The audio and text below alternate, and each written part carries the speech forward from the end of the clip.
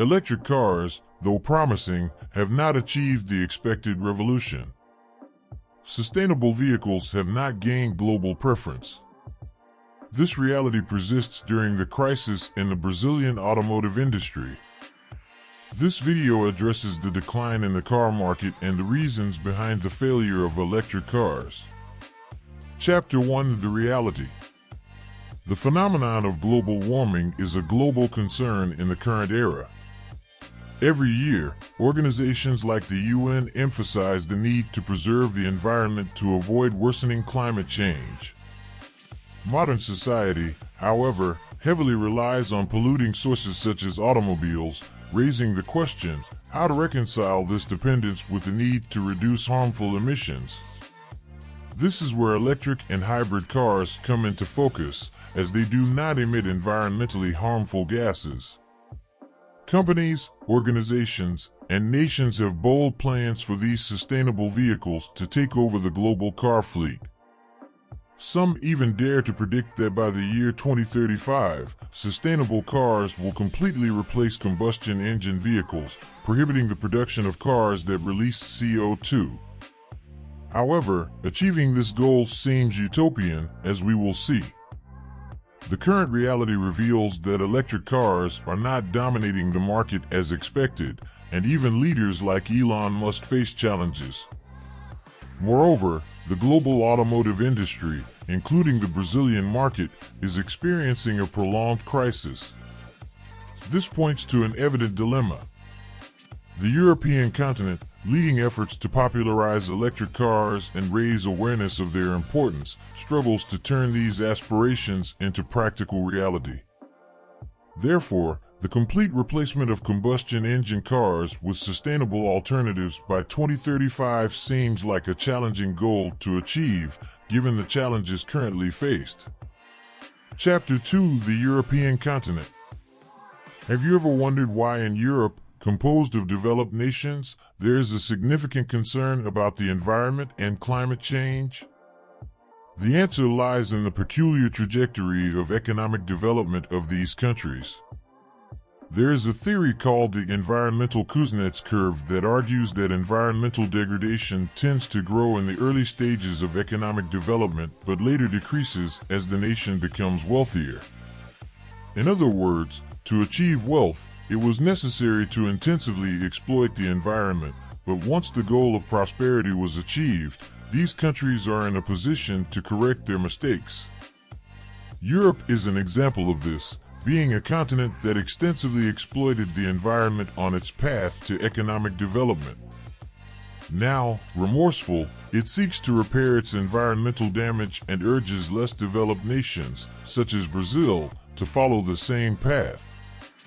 European leaders aspiring to a more sustainable world aim for a rapid transition from combustion engine vehicle fleets to electric vehicles.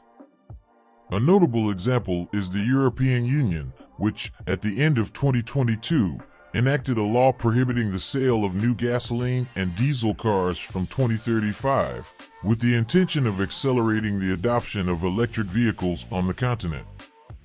European countries have agreed to demand a 100% reduction in CO2 emissions from automakers by 2035, effectively prohibiting the sale of new fossil fuel-powered vehicles in their area from that date. The European ideal plan is for electric cars to dominate the roads in just 12 years.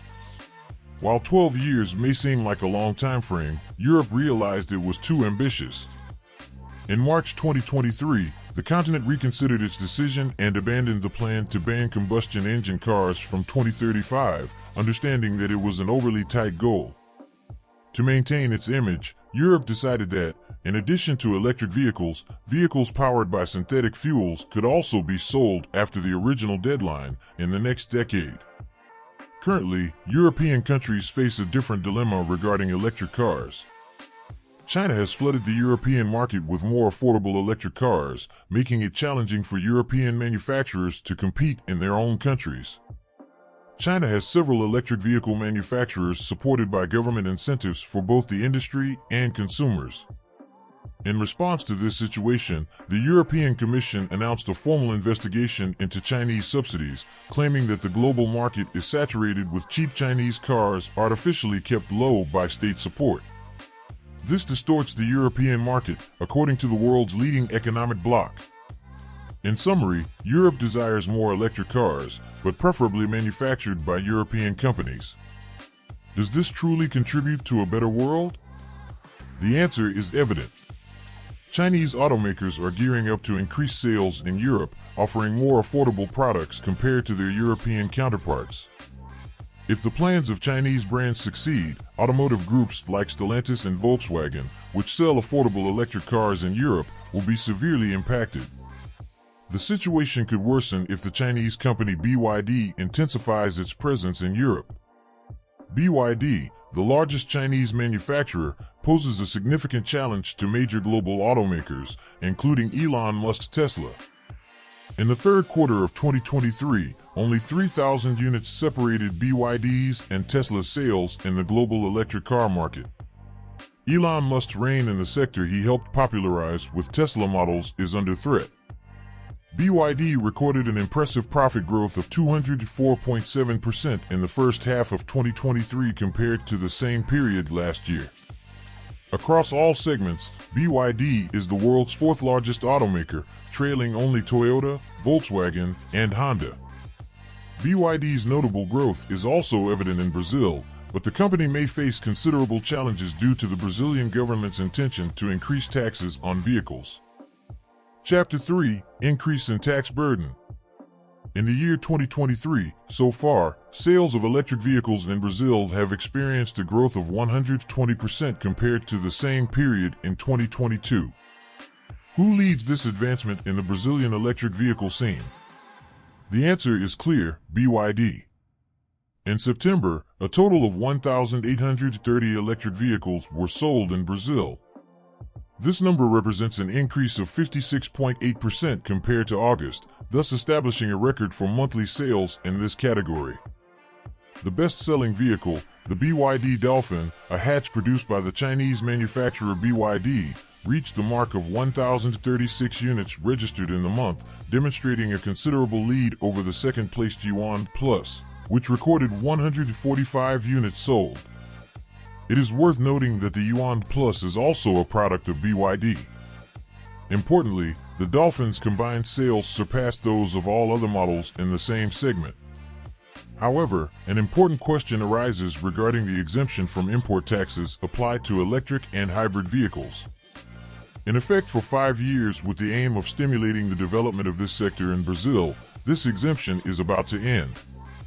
The Ministry of Development and Industry confirmed that the tax will be reintroduced, justifying that such a measure aims to promote local production of electric vehicles.